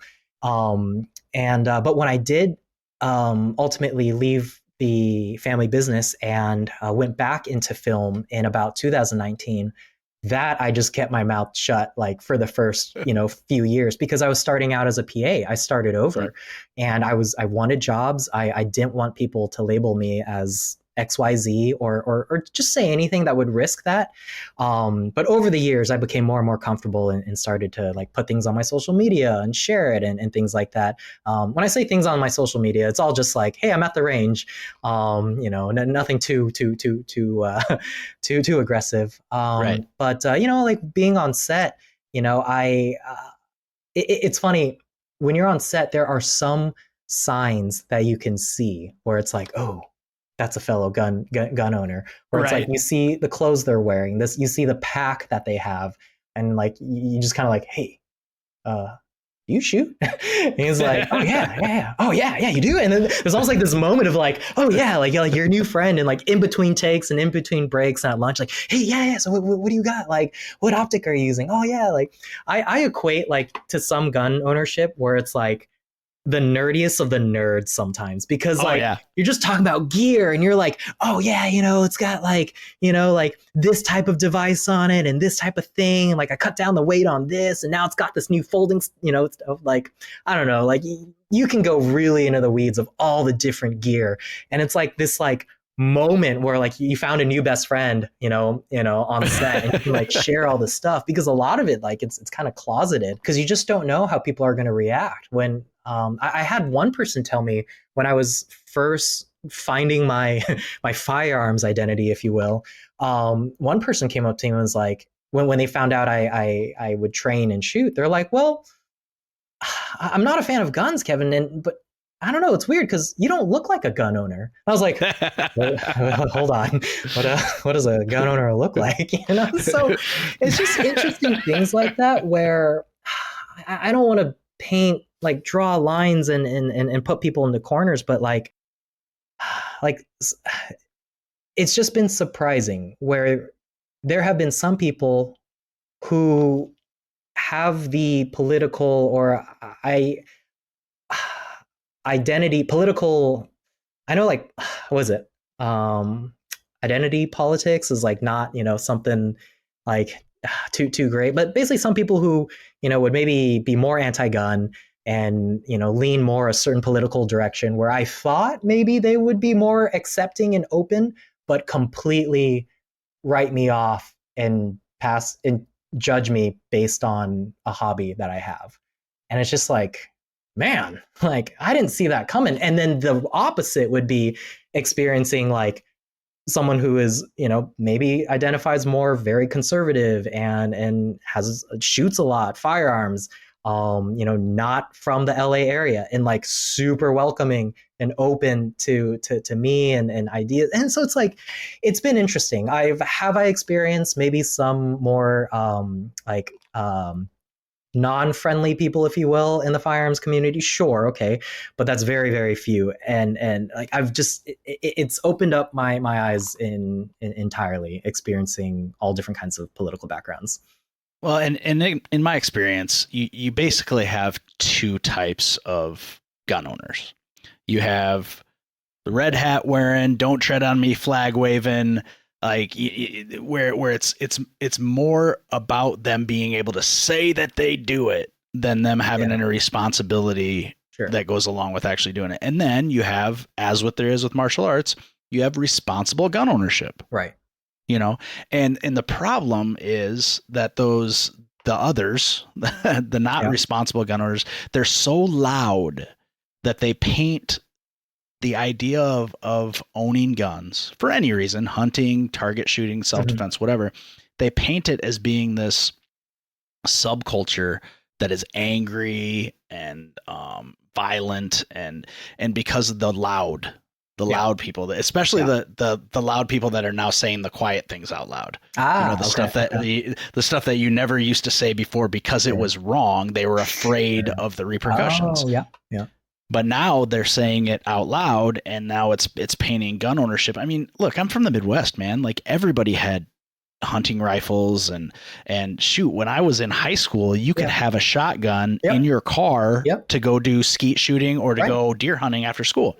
What wasn't a huge deal. But at the same time, I'm a realist, so I can recognize that there are reasons why currently that's not a great idea. To show up to a high school with a shotgun and a gun rack in your back window. You know, I mean, there's just reasons. Our society has lost the art of subtlety. Right. You know, so it's too bad. And I've always said this. I've always been, I had another podcast that I started in 2007 that still exists, but it hasn't been with any regularity in the last 2 years. But I always was very adamant that I am not anti-gun at all. Not anti-gun. But I'm pro responsible gun ownership. And those things are not mutually exclusive. Like or actually are mutually exclusive, I guess, technically, because being anti-gun, you can't be anti-gun and be pro responsible gun ownership. But responsible gun ownership is so important that as a society, we're never going to get rid of guns. So why not encourage people to be responsible about their purchase, use, training, all of that stuff, which I would imagine as a firearms instructor yourself, that is probably, just from what little bit I've learned about you in the last hour and a half, you seem like a really reasonable dude. And I have to assume, and we know what assuming does, but I have to assume that's one of your focuses is the responsible treatment, usage, safety, all of that stuff. And probably is why people that normally wouldn't have been open or warm or interested in firearms are more comfortable with you because you're a better example of responsibility and gun ownership and usage. Thank you. And like, here's the thing too. Firearms is a form of power. And with firearms education, you're essentially learning how to wield this power. And I think it's so rare to have something in our society that you can have access to where you're essentially getting an education in power. And some people abuse power, and power can come in different forms. Like money is a form of power, status is a form of power. Some people start to argue, even depending on your gender, you can even go into the weeds of race and ethnicity, all that stuff. It's a form of power, but you need to learn how to wield that power responsibly and ethically. And like I said too, are there people who abuse that power? Yes. And that is what needs to be addressed. But I feel it's tough because over the years, I've always gone back and forth. Like I've had some moments where I'm like, man, like, should I just sell my guns and like get rid of all this stuff? Should I end being a responsible gun owner? Because there's been times where it's like you see on the news, a tragedy happens and you're like, crap. Am I part of the problem? Like, am I part of an industry that's like, and for me, I've grown a lot from it, and I don't feel that way anymore. But I've had a lot of moments like that, and I know of a few people who have like sold off their guns and stuff, and so that got me thinking, because that type of stuff, like it weighed on me. But I grew from that experience and don't think that way anymore. But it's I feel like the benefit of it is to educate yourself in power. Well, and you enjoy what you're doing. When you enjoy what you're doing, ultimately it doesn't affect anybody else. Unless for some reason you decide to leave one of those guns sitting on your passenger seat of your car with the car unlocked, magazine in it, loaded. Right. It's not going to affect a single other human being. Right. Except for, when you're instructing them and then you're teaching them from your philosophical standpoint, you may be positively affecting them, making them think twice. Because think of it this way. Think of a culture of gun ownership where every single gun owner, when a tragedy happens, goes, am I doing the right thing? And still coming with the answer of, yes, I am. Mhm. But could you imagine a society of gun owners that at least stops to pause and think of how is what I'm doing with this very powerful item affecting society as a whole? I have a hard time getting behind the guys. You know, it never fails. The same arguments come up every time there's a tragedy. Sure. And there's always the guys, and they're always wearing the same Oakley sunglasses, recording from the front seat of their car. And they're always like, well, you know, cars kill people. Should we outlaw cars too? It's like, hey, dummy, I don't know about you, but I had to take driver's ed. Right. Like my uncle Steve didn't just teach me how to drive, and then I just, oh, hey, Uncle Steve says I drive good enough, and now here I am out on Highway 101. Right. You know, that's not how that works. You know, it's expected that you're going to get a formalized training in order to wield this 2-ton vehicle. Right. That absolutely could be used to kill somebody. Right. Right. But it's also designed to transport people. Yeah. It doesn't only have one basic function. Yeah. Stop making that argument. You sound silly. Yeah. You know, it's been really interesting just like having those types of discussions with people over the years. And I get asked sometimes, like, because I do work in that industry, you know, sometimes they get asked like, all right, so Kevin, like, what is the solution for like these, shootings and these tragedies? Like, how do you solve it? And I always tell them the same thing, where it's like, I don't know, like, I don't have the solution, but what I can tell you is that if it's done right, I've had so much more positive and benefits from having a firearm in my life and training with it properly than I didn't have before. And maybe I'm just weird. Maybe everyone already has this mentality, but for me, it's like there's a whole new next level of appreciation for life, understanding how quickly it changes.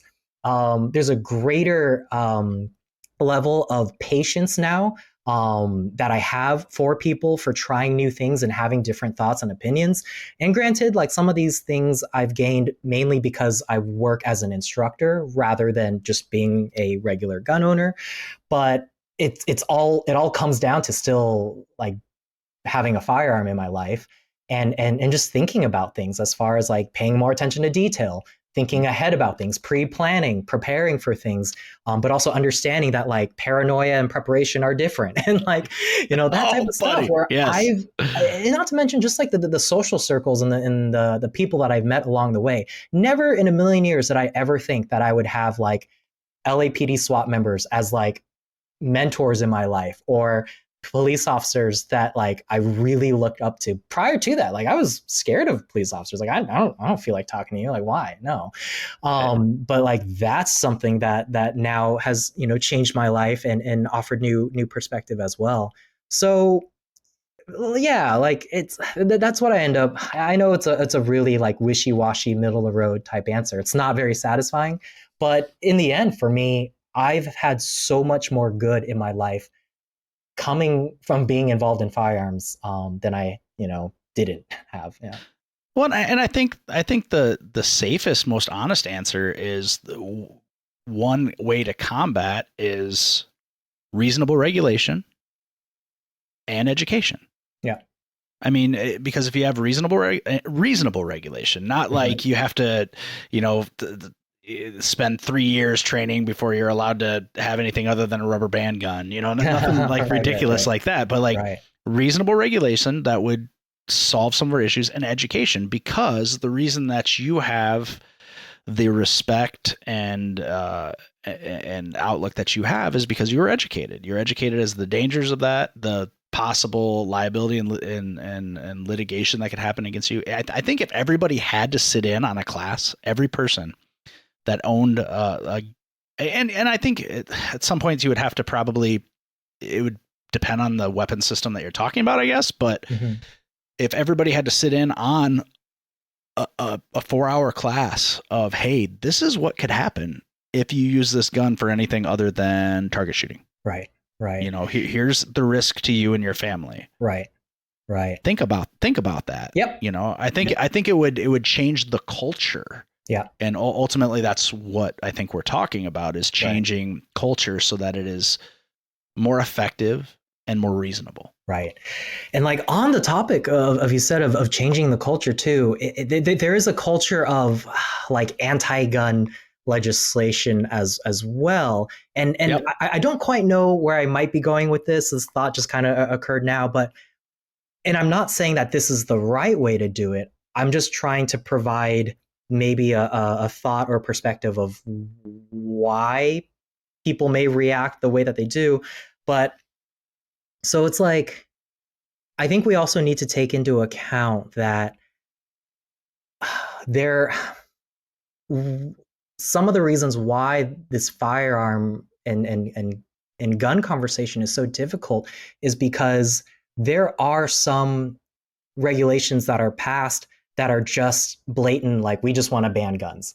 And I feel like a lot of firearm owners might latch on to that. This is going to be a terrible use of word, but like that trauma. It's almost like a lot of pro gun people have been traumatized by like some laws that are just a little kind of crazy. But and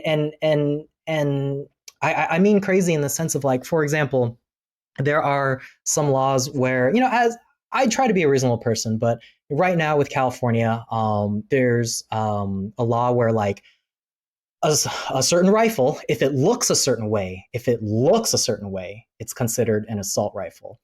But if it doesn't look that way, then you're okay. So if you change the look of it, then now it's okay to have it configured in that way. And I won't go into the weeds, but the function function is not important. Right. Oh my God. Right.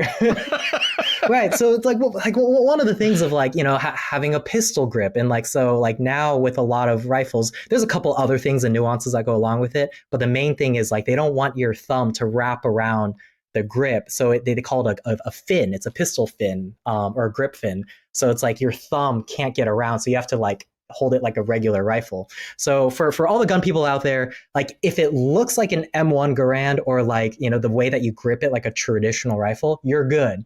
But if it's got a pistol sticking out of the bottom and you put your thumb around it, then that's not good. Then there's a whole different like thing that you have to do with it. There's other details that go along with it. But I don't want to get too much into the technical stuff.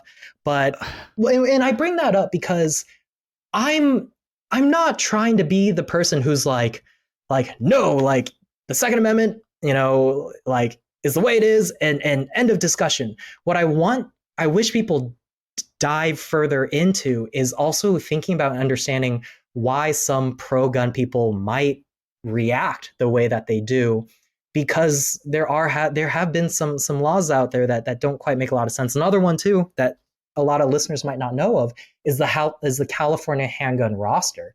So in California, there are a list of handguns that are approved for you to buy. You can only buy those handguns, and most of those handguns are maybe 5 years old, like 5 to 10 years old. Some of them are new. It's this year and last year, it's gotten a little better in the sense of like, it's the equivalent of like, it's like, we finally got, last year's model. But the big difference is like, there are like they all go through drop tests. I think California has its own type of drop test rating, but there are guns that are only approved and they can get, and I could be wrong here. I'm not a lawyer. So if anyone hears this, apologies in advance, please correct me. I'm open to that. I think if a gun manufacturer does specifically the California drop test, and I think if they pay a certain amount, they can get, and they have to have certain features, then they can, safety features, then they can get onto the the handgun roster. But here's the thing.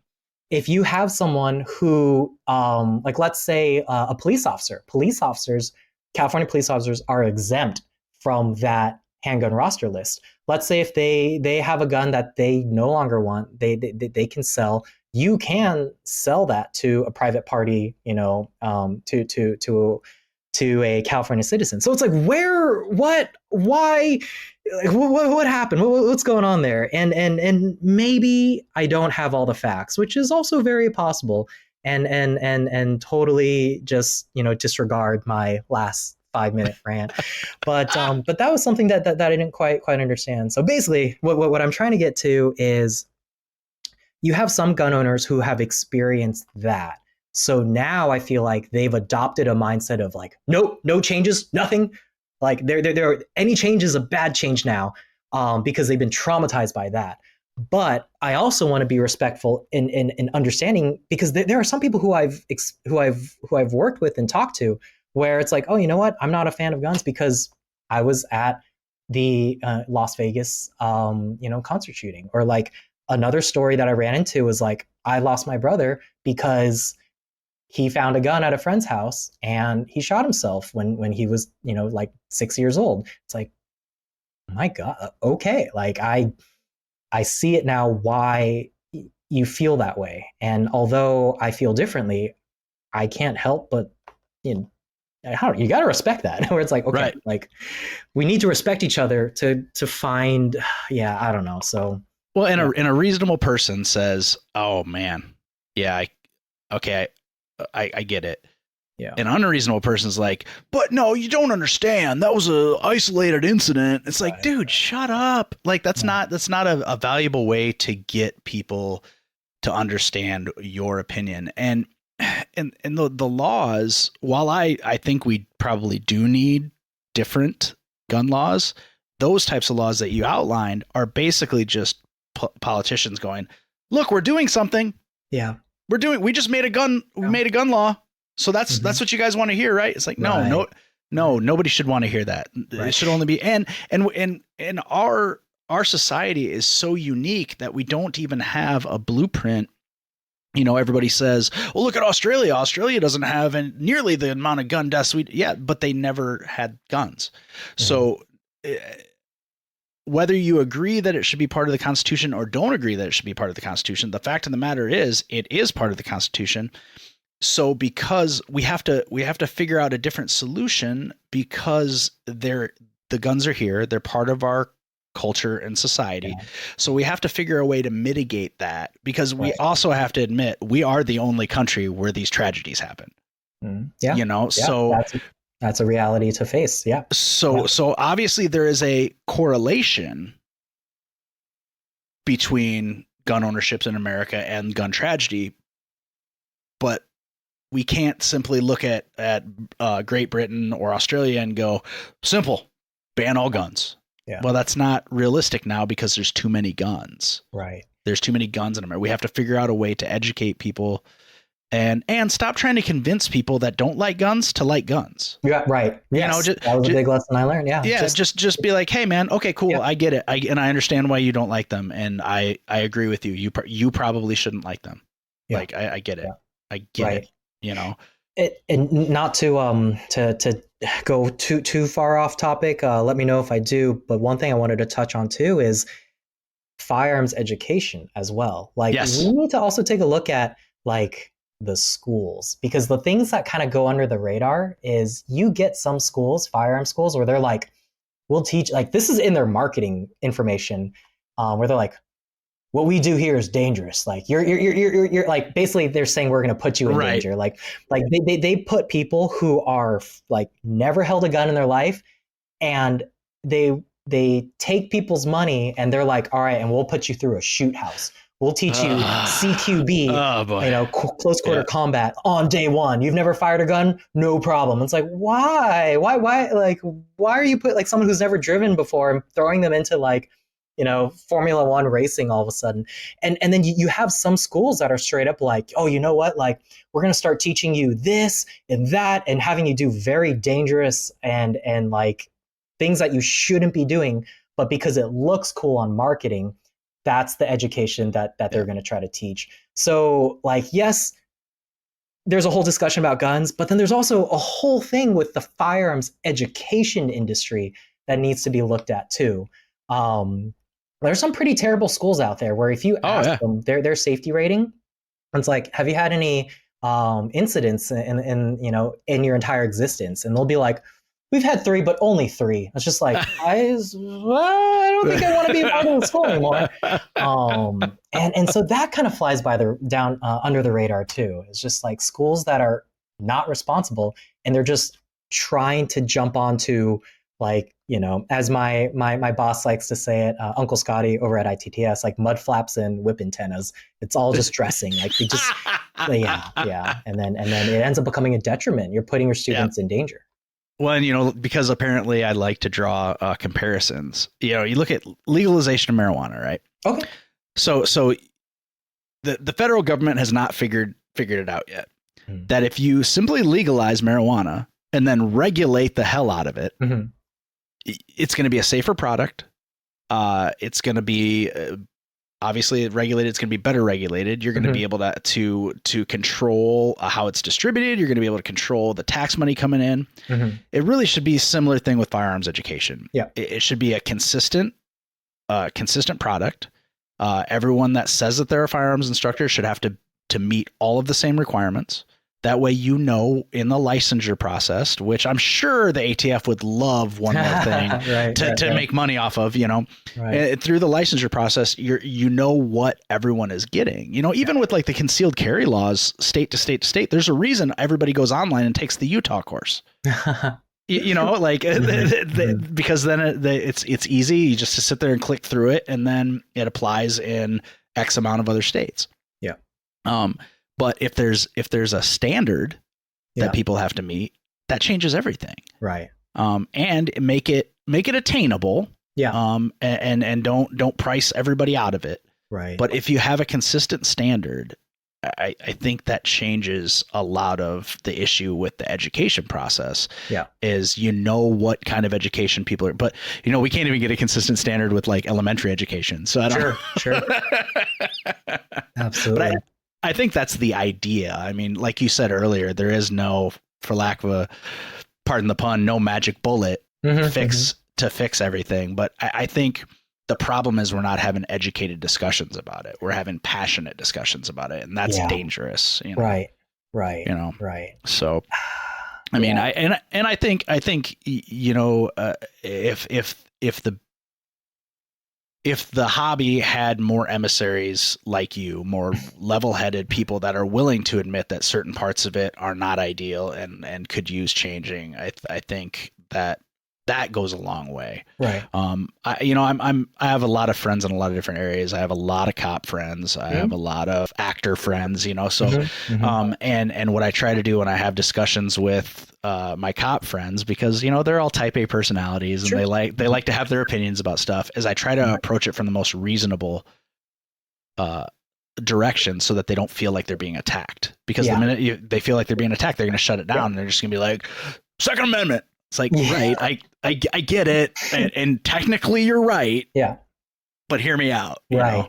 Right. And I think that's having discussions instead of arguments. But this is America, man. We don't do that. Oh man, yeah. It's been a journey. The firearms thing. I never planned to go down this route. Never in a million years that I think I'd be like teaching people, you know, this type of stuff. But it's I love it. You know, like yes, you're teaching people to shoot a gun and that type of thing. At least for my experience, a lot of it so much is just like working with people. Like you're helping them through something, especially with the new gun owners. Is like, I've had students where they're shaking, you know, they're very terrified of this firearm, and then learning to kind of like figure out what is, there's so many bad firearm puns, but like, what is their trigger? You know, like, you know, it's like, what kind of freaks them out? What are they nervous about? Where their anxiety is. And then making sure they have a blast. And no, sorry. No, I'm sorry. They gotta have plenty of training so they're not shooting from the hip. That's right. Yeah. Not only am I my dad jokes, you know. Yep. Not only am I a dad, but I'm also a grandpa. I could do this all day. Yeah. Oh, good. No. I was just going to say, I don't want to keep you too much longer because I know you have a life, but I want to know what's in the future for Kevin. Like, Oh, where boy. are you headed? Where are you headed now? I know that your dad has had some health problems, and you've been kind of helping take care of him. And last I heard, he had improved though, so I'm glad to hear that. Right. But so I know you've been stepping up and being a good son and doing sonly things. But where do you see, what are your goals for the next 5 years? Where do you see yourself headed? Okay.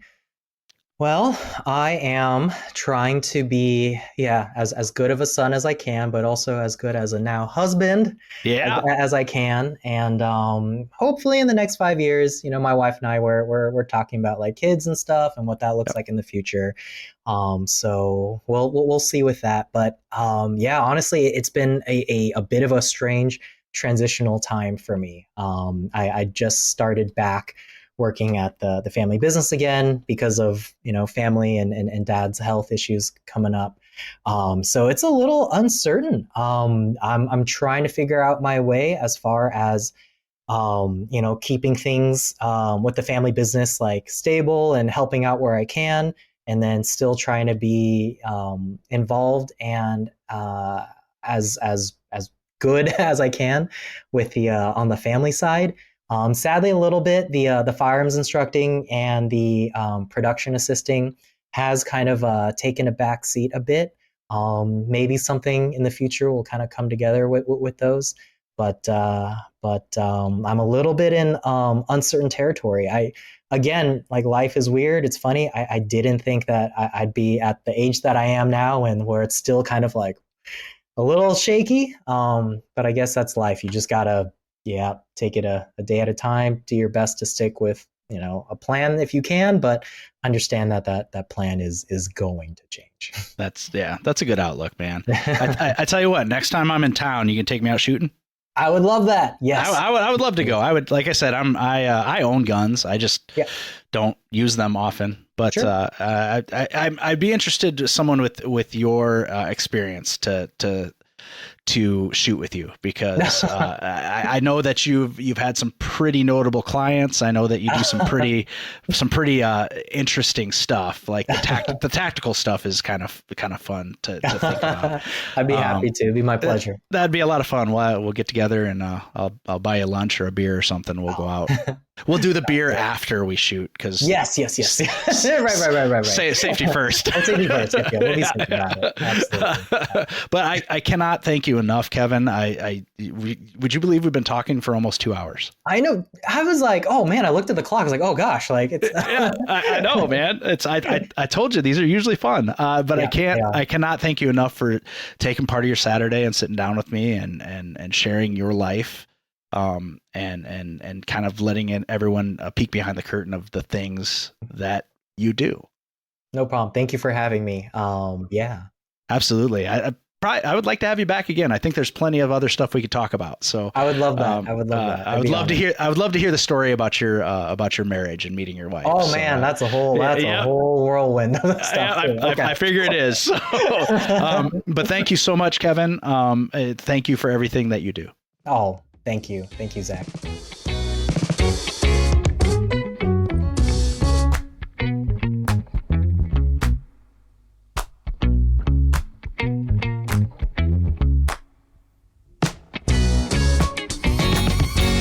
Tony Forsmark. Hey, it's good old boy Mike. This is good old boy Dave. From Sips, Suds, and Smokes. Sips, Suds, and Smokes covers wine, tea, coffee, distilled spirits, whiskey, scotch, beer, cigars. People whose first name starts with Q. Bad fake British accents. And we always take time to make fun of the people of Alabama. Banned once again. It's a 1 hour episode that's mildly entertaining for about 22 minutes. I think mildly would be a vast improvement. Well, we do have the only beer show with the Holy Man. We talk about these products and rate them with our unique rating system, like our Suds 5 rating.